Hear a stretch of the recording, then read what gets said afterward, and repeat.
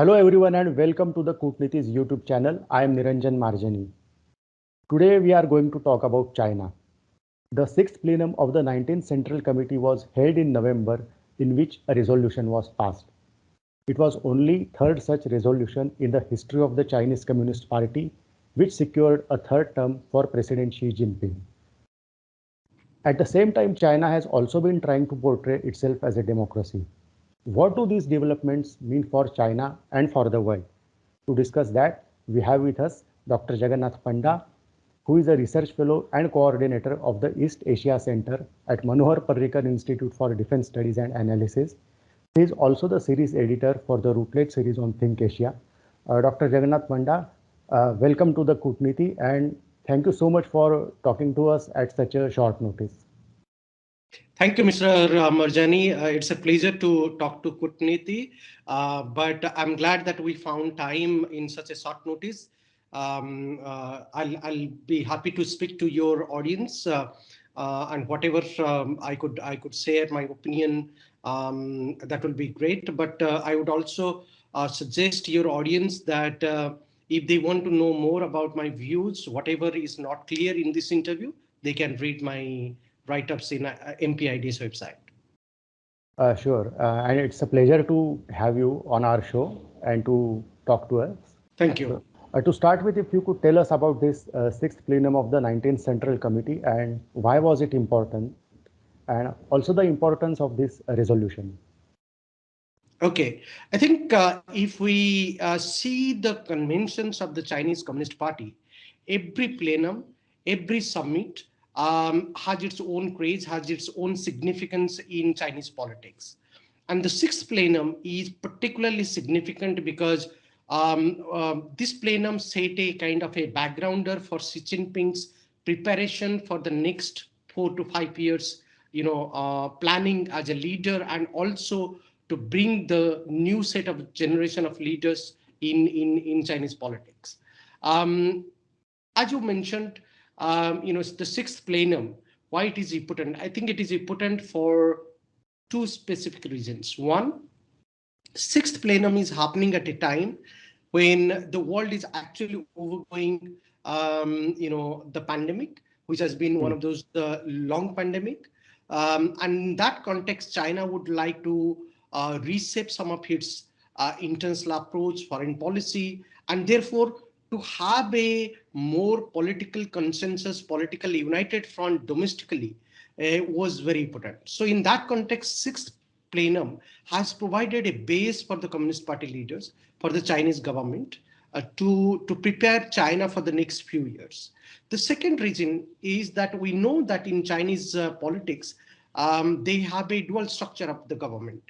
A government which is the government of the day, that is the People's Republic of China's government, and the other government is the Chinese Communist Party's government.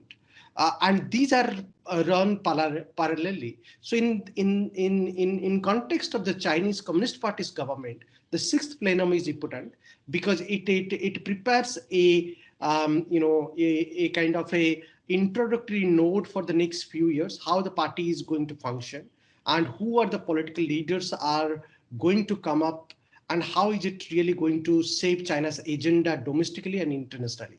And to that extent, I think the sixth plenum was significant because it actually, in a way, certain that Xi Jinping is going to accumulate power and he is now seen as one of those tall leaders after Mao Zedong or equivalent to Mao Zedong. And the sixth plenum is a kind of a plenum which gives us a kind of impression that here is one leader who is going to probably break the traditional Chinese convention and going to stay as the president of China for the third time and also as the leader of the Chinese Communist Party for a long time to come. And to that extent, I think the sixth plenum was very critical.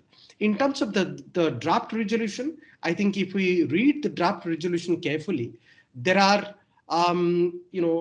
issues relates to economic governance, socio-economic governance, and most importantly, the political governance. As you said about the draft is a combination of how the Chinese Communist Party is going to sell its model, how it should capitalize to convince the international people that the Communist Party is actually performing well and it is not under any pressure, and the Communist Party's leadership is here to stay. And I think to that extent, the draft resolution of the sixth plenum gives a kind of authoritative image of the Chinese Communist Party, authoritative image of Xi Jinping as the tall leader of Chinese politics and Chinese history. And more importantly, it talks about a combination of a Chinese model which is manufactured by the Chinese Communist Party. So therefore, this draft resolution is very significant in the context of China's more immediate future and long-term future. So on one hand, President Xi Jinping is set to begin the third term as a president. And on the other hand, China is also trying to portray itself as a democracy because the local body elections were held in China in November, and Chinese government also released a white paper on democracy. And all this is happening simultaneous to the Summit for Democracy, which is being held this week. So what exactly is China trying to portray here? I think if we talk about elections, the grassroots elections in China is a very subjective and very debatable issue. From time to time, the Chinese government, or let's say the Chinese Communist Party, has introduced the elections, but it has not really been continued, continuously. They have held the election as for their convenience. But I think for a long time, political reforms in China has been a debatable topic. And in order to meet that domestic demand that there should be transparency, there should be democracy, there should be elections, the Chinese Communist Party, holds elections from time to time. And even though there is a procedure to follow the election process and, vote for the candidates, and various grassroots multiple parties exist, they run their candidates, and they pose their candidates to contest to each other. But one thing we have to understand, that everything is being carried out under the broad umbrella of the Chinese Communist Party. So grassroots level democracy and elections is a very subjective and debatable issue, and it only happens with the convenience of the Chinese Communist Party. With regard to the white paper on democracy, I think we have to understand the timeliness of the white paper on democracy. I think the Chinese have time to time released many white papers which are talking about actually sensitive issues like political reforms, domestic governance, and particularly the issue of democracy. But this is one of those exclusive white paper on democracy, which actually tries to convince and pass the message to the world that China is here to stay as a communist model Chinese, a country run by the Chinese Communist Party. But democracy still exists at the grassroots level. So democracy comes below the Chinese Communist Party. Democracy comes under the communist model. And I think that's the message the white paper wants to give. And more importantly, the timing of the release of the white paper is significant because it has been released just before the America's Summit of Democracy. For a long time, I think if we try to understand the US-China rivalry, for a long time, the American global plan has been to defame the Chinese Communist Party, to question the Chinese model of development, and also internationally try to create an environment where there will be doubts and questions being raised about the Chinese model. And I think in order to meet that challenge, the Chinese government or the Chinese Communist Party, from time to time, they have responded hard to the United States and many other countries in the world. And I think the release of the Chinese white paper on democracy is a reflection of that. So it is more of a response to the US Summit of Democracy, and also partly to stamp out the authority of the Chinese Communist Party, to say that Communist Party is here to stay and democracy in China will be there, but under the prism of the Communist Party. And I think that's the message we get currently from the release of the white paper on democracy by the Chinese government. Will we see more aggression and assertion from China in Xi Jinping's third term? And would China look to go ahead with the six wars in next 50 years, starting with Taiwan? I think what we need to understand, the strength of the foreign policy comes from the economic volume or the economic growth of the country. And to that context, if we understand the Chinese foreign policy is becoming more assertive or aggressive on some specific issues, primarily because Chinese economy has been doing well for last 2 decades. Of course, there are questions mark about the Chinese economy. There are reportage which is emerging that the Chinese economy is under stress.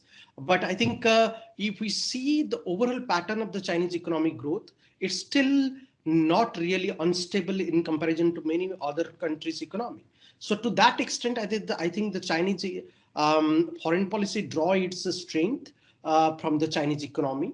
And therefore, we can anticipate and say that as long as the Chinese economy is doing well, the Chinese will draw their influences, their strength, and we will see a more confident China in the Chinese foreign policy, and therefore more assertive and aggressive China being reflected on many conflicting issues, be it the land border dispute with India, or be it, let's say, the maritime disputes with some of the Southeast Asian claimant countries or with Japan. So therefore, Chinese foreign policy will continue to become aggressive. And we can say that this assertiveness in the Chinese foreign policy will not only be reflected in the immediate neighborhood, but it will also reflected in the global platform, primarily because China draws its strength and influences from Chinese economy. And also, what we need to understand that I think it is also a strategy of the Chinese Communist Party to survive in the power. We have seen that whenever there is a domestic crisis, whenever there is economic slowdown in China, the Communist Party uses to its convenience to assert itself internationally, so that the China, so that China will not really look like a weaker China, rather it will look like a stronger China, and it will actually provide a context to the Chinese Communist Party to sell its brand of governance within China domestically, by saying that China is much stronger than any other country to meet the challenges. And therefore, we'll see that even though the world is trying to overcome the pandemic and the pandemic is still on, but in the post-pandemic period, we'll see that the Chinese foreign policy continue to remain assertive and aggressive on some of these issues.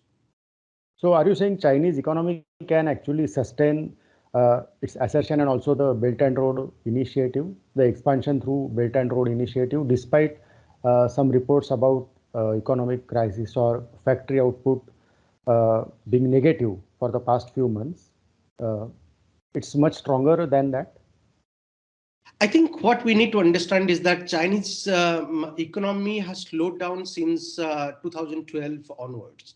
And therefore, if we see from 2012 or 13 onwards, the Chinese government, the Chinese political leadership, economists are saying that's a new normal growth that the Chinese are having. That means what we saw in the first decade of the 21st century, we are not going to see the same growth rate in the second or third decade of 21st century. And the second decade was not really impressive in terms of economic growth. So in the third decade also, from 2021 to 2030, we will see that the Chinese economy will also continue to slow down and continue to have a impressive double-digit growth rate that it showed in the first decade of the 21st century. So therefore, there are some tensions, and the tensions is more about urban and rural gap that the Chinese government and the Communist Party is trying to address for a long time. The tensions are also about the surplus materials that China has accumulated all this while, but unable to sell and export internationally. And therefore, there are questions being raised about the communist, CCP's Belt and Road initiatives, which is a flagship initiative of President Xi Jinping. So there are tensions within China. Unemployment is rising. The urban-rural gap is expanding. Some of the coastal provinces like Shanshan, like Guangzhou, those are actually coastal provinces very close to the east or the Hong Kong greater regions, they are not really giving the adequate return to the Chinese economy. So therefore, there are competition among various provinces within China to feed to the national economy. And the Communist Party is using to its advantage. So therefore, what we can say at this moment is that the Chinese economy will continue to have its slowdown. It won't be having a impressive figure like the first decade of its double-digit growth rate. So as a result, we can say that on many issues, China might have a strange behavior, aggressive policy towards its neighbor, towards the international community. So therefore, the Belt and Road initiatives will also continue to struggle. And we need to also understand the Belt and Road initiatives was actually introduced in order to export some of the surplus materials from inside China to outside China, and also trying to connect China as the as one of the leader of the economy of the world economy with the different parts of the regions, with the different parts of the globe. And to that effect, I think many countries have now started questioning the Chinese motive behind the Belt and Road initiatives. It's transparent, it's non-transparent mode of giving donations, giving adequate funds, and funding in attractive way, and trying to create a debt kind of situation, debt-prone situation for lower income countries. And therefore, there will be more questions being raised about the Belt and Road initiatives, and we'll see this will only be expanding. In fact, I must point out that recently we saw a lot of tensions are happening between China and Pakistan on the China-Pakistan economic corridor. So many countries are revisiting their approach towards the Belt and Road initiatives, and I'm glad to say that India had a very clear and consistent position on China's One Belt One Road initiatives, or what they call the Belt and Road initiatives from the beginning. And to that effect, I think India's stand has been very forthcoming, and India has created a context not only regionally or but internationally to raise questions about the transparency, the mode of functionality about China's Belt and Road initiatives. So today, as a result, we see many countries in the world, many competing economies in the world, they are having more competing national initiatives in order to challenge China's Belt and Road initiatives. So Belt and Road initiatives will continue to struggle, even though on many issues, China's Belt and Road initiatives are succeeding. For example, China is succeeding in the Silk Road economic belt in the Central Asian or in the Eurasian front. There are many energy connectivity issues. There are many investment packages that China is actually getting adequate success. Similarly, on the maritime issues, on the maritime Silk Road, on over the last 1 decade, China has actually established a lot of stationing point, ports, maritime bases, which is actually a part of the China's Belt and Road initiatives. So on many issues, China is succeeding, but more or less, we'll see that Belt and Road issues will continue to struggle, and continue, countries in immediate regions of Asia and outside Asia will start questioning China's model of governance and its export governance model that the Belt and Road initiatives are actually giving to the to many lower income and middle income countries, and making them to become more dependent economically on China. A number of responses have emerged against China and its Belt and Road initiative. There is the Quad, the AUKUS, the Build Back Better World, and now the European Union's 300 billion euros Global Gateway project. Do you think a unified response would have been better and possible, or would these multilateral projects would work? I think yes, a unified consensus about carrying out some of these grand initiatives and merging together and pouring money together and building an international consensus in its favor would have been beneficial to challenge China's Belt and Road initiatives. But what we need to understand is that most of these initiatives that we are talking about, Belt and Road initiatives, that belongs to China's national initiatives. Similarly, we have many competing connectivity or investment-oriented initiatives. Those are also either national-oriented initiatives of the respective government, or they are region-specific, investment and connectivity initiatives. For example, if we talk about Japan, Japan used to have a partnership of quality infrastructure. Today, Japan is having an expanded partnership of quality infrastructure. If we talk about US, US is proposing about B3W initiatives, build better backward, and then they are also talking about blue dot networks with Australia and Japan. But each of these initiatives have its own shortcoming, because either they lack funding or they lack a converging principles in order to tie up with the a range of countries in the regions. So therefore, it would be always very difficult to build a consensus. And I think that's what the American plan seems to be. And when we see today that, American President Joe Biden is, launching the holding the summit of democracy initiatives, it is more an attempt to convince many countries in the world to believe in a transparent mode, and to believe in consultative programs, and in terms of having belief in the rules based order, and trying to adapt to a democratic loan grant seeking from international community to the from the countries, rather than trying to rely on non-transparent authoritarian mode of financing.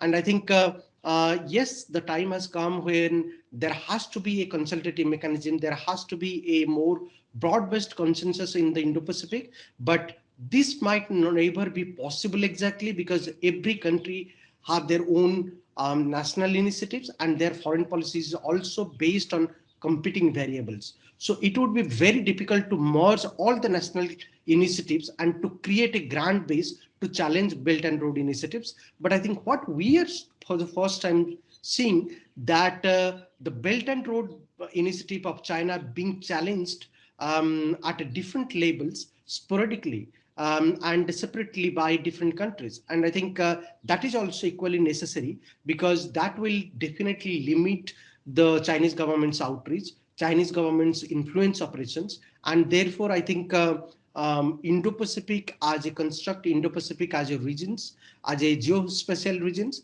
is significant, and we must welcome initiatives like Blue Dot Networks, Sagar, B3W initiatives, or Indo-Pacific Ocean initiatives that Prime Minister Modi and Indian government is actually talking about. We need these initiatives, so these initiatives will prepare a will promote a consultative platform in order to build a more consensus-based agreement, in order to not to rely on authoritarian and non-transparency mode of decision-making process, or the fundings that the Chinese government is trying to give to the regions.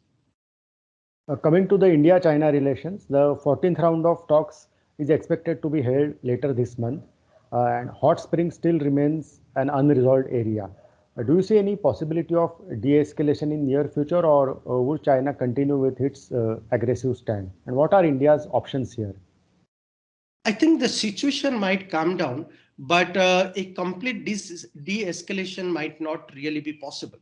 Primarily because I think now the Chinese government, and particularly the People's Liberation Army, has decided that it is time to create problems for India, keep India occupied on the China-India bound border regions, and therefore they will continue to claim more territories from India, and therefore we'll see a more tension-prone confrontation between India and China in times to come. More than that, I think the Chinese have come to a decision, and probably that it is time to pressurize India on multiple issues, on multiple fronts, and boundary issue is one of those issues, because China is actually getting disturbed about India's foreign policy planning, India's Indo-Pacific outreach, and India's partnership with some of the Quad countries, including US, Japan, and Australia. And I think that is what disturbing the Chinese government more. So there is a continuous attempt from the Chinese side to escalate the tensions, and we need to be very careful about that. So I don't really anticipate that the situation on the boundary will come down. But what we also need to understand is that with every incident of be it the Chumar incident way back in 2014, or Doklam incident, or Galwan incident, I think with every of these incident, the Chinese government or the People's Liberation Army, they are trying to change the status quo, and they are trying to have new claims, and these claims are going to change the status quo, and questions whether the negotiations patterns that was emerging between India and China as stable mechanisms, be it WMCC, working mechanisms for consultation and coordination, or the special representative dialogue mechanisms, they're still valid or not. And I think if we see the Chinese approach in recent past, one can safely conclude that probably the Chinese are not really valuing these negotiation mechanisms, and they want to change the status quo. They want to claim new territories. They want to put India under continuous pressure, and therefore I would anticipate that the tensions on the border regions of between China and India will continue to be there. And I think at this moment also, what we are seeing a nationalist government on both sides, a strong nationalist government. Under the Xi Jinping's leadership, China is getting more stronger militarily.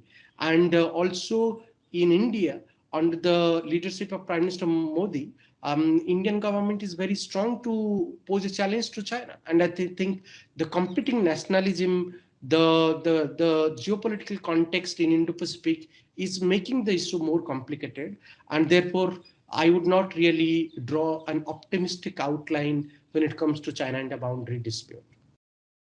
Now, India talks about diversification of supply chains, but India's own trade with China crossed $100 billion this year. How does India counter China with this level of economic engagement?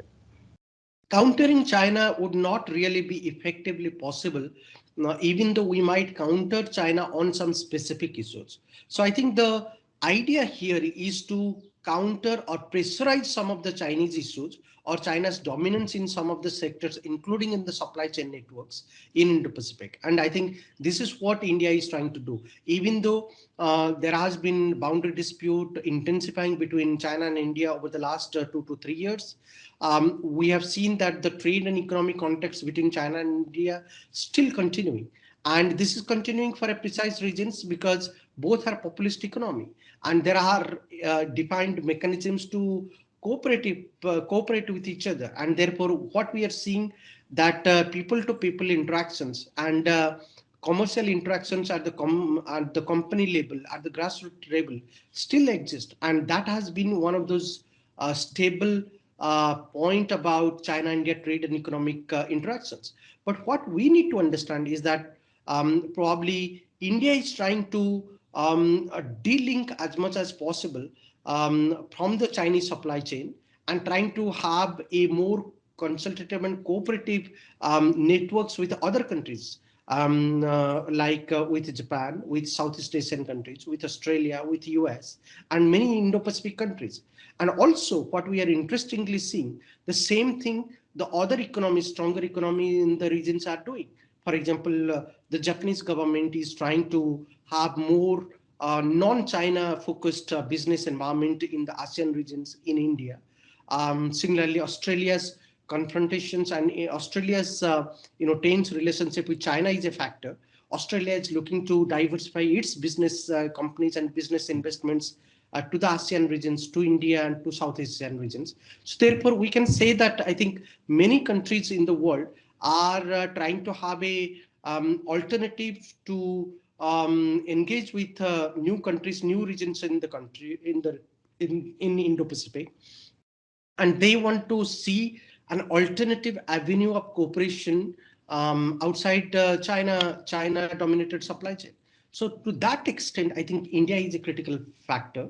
India is a critical region, and the business environment in India is still very unexplored, and therefore we will see India opening up to many big economies in the world for business environment investment within India, and also try to have a more concentrated networks of economic and trade cooperations, which will lead to a new supply chain environment in Indo-Pacific. Should India rethink on One China policy, considering China's territorial claims against India? I think this is a very sensitive issue, and we can just keep on debating. But let's understand, One China policy is a very difficult issue, a very challenging issue, and I think no major country in the world so far has afford to, dismiss or defunct the One China policy. And I think every major economy or the major countries in the world, they are still following the One China policy, including India.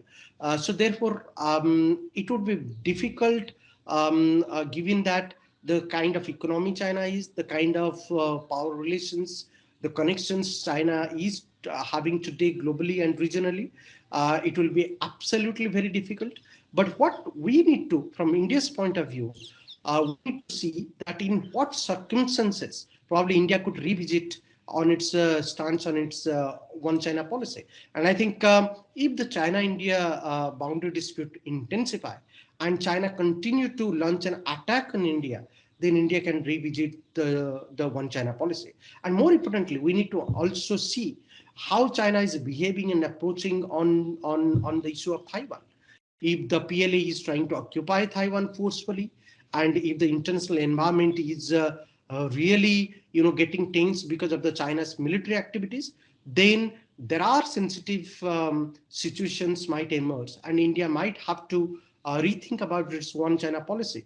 And also, it has to see to what extent China's claim on India's territory is expanding.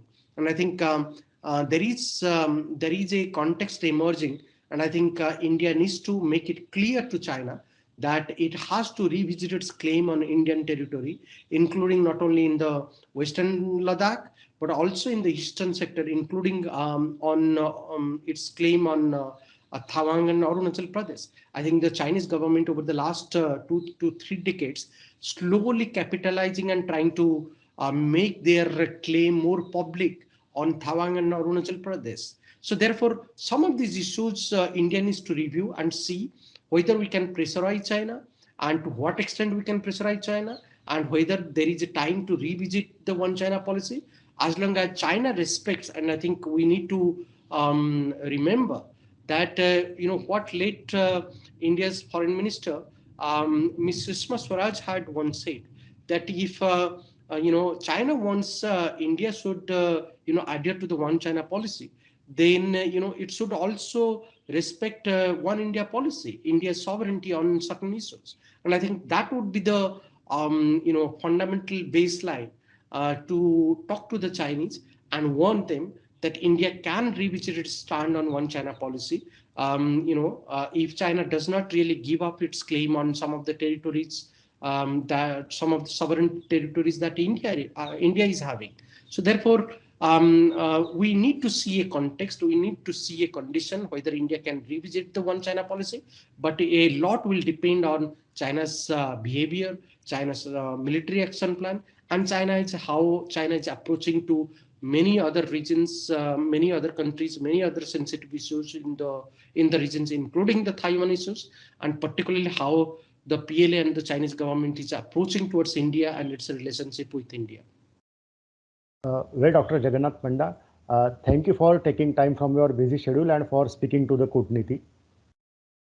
Thank you very much, Mr. Marjani, and it's a pleasure to talk to Kutniti and talk to you especially. I have read your stuff. You write exceptionally well, and I think Kutniti, all the best, and I think you are doing a wonderful job. Your public outreach and dissemination of knowledge, it's outstanding, and I wish you all the best. I'm sorry, I think we had to do this interview in a very short notice, but I hope your listeners and your readers are going to find this useful. Any other doubts, probably your readers or Kutneti can reach to me. I'll be happy to answer your questions in the email. But my write-ups are very easily available in the Manohar Parrikar Institute of Defense Studies Analysis website. Your readers are most welcome to read my articles online. Thank you very much. It's a pleasure to be talking to you, Mr. Marjani. It's a pleasure to talk to you, and thank you very much for your kind and encouraging words. We hope you found this interview informative and insightful. You can tell us what you think in the comment section below, and please subscribe to our YouTube channel. You can also follow us on various social media websites, the details of which are on your screen. Thanks for watching.